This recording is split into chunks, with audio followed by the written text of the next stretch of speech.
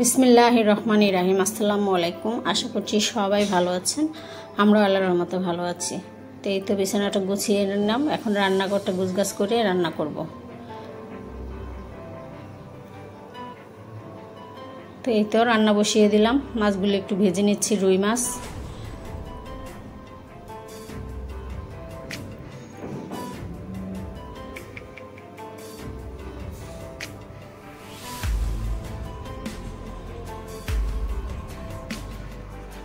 তো মাছটা ভাজা হয়ে গিয়েছে, এদিক দিয়ে মশলাটা কষিয়ে নিচ্ছি। এখন পেঁয়াজটা ভাজা হয়ে গেছে, সব মশলা এখন দিয়ে দিব।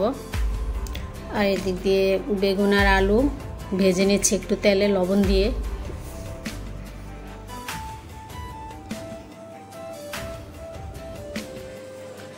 আর এই তো মশলাটা কষানো হচ্ছে। আর এদিকে কলার কাবাব বানাবো, তাই আলু আর কলা সিদ্ধ বসিয়ে দিয়েছি। আর এই যে তরকারিটা হয়ে যাচ্ছে বেগুনের।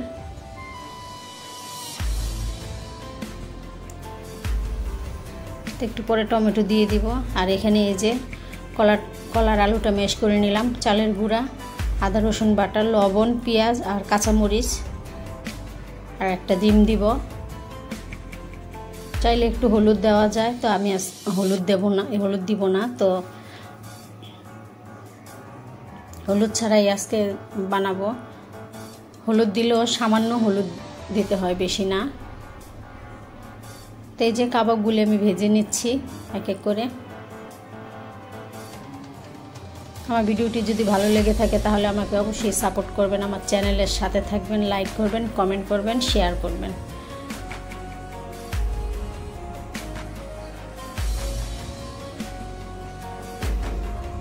এই তো কাবাবগুলি ভাজা হয়ে গিয়েছে, তো এগুলি নিচে পাঠিয়ে দিব আপনাদের এখানে। তো এই তো আমার ভাজা শেষ, তো খেতে বসেছি। আজকে তো রুই মাছ রান্না করেছি বেগুন আলু টমেটো দিয়ে, ঝোল, রুই মাছের ঝোল, আর হচ্ছে কলার কাবাব।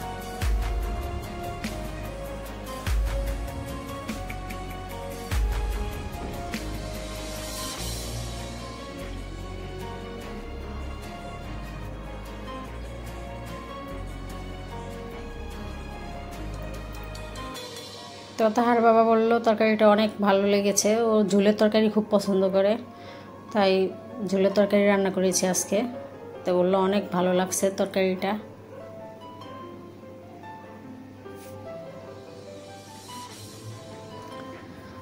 তো এই তো রুজদা চিকেন ফ্রাই পাঠিয়ে দিয়েছে, অর্ডার করেছিল বিএফসি থেকে।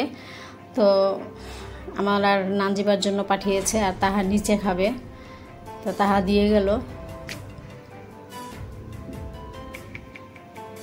তো নাজিবা নিয়েছে, তো আমারটা আমি এই প্লেটে খেতে বসে পড়েছি। তো বিএফসি চিকেন ফ্রাইটা অনেক ভালো লাগে খেতে, অনেক টেস্ট।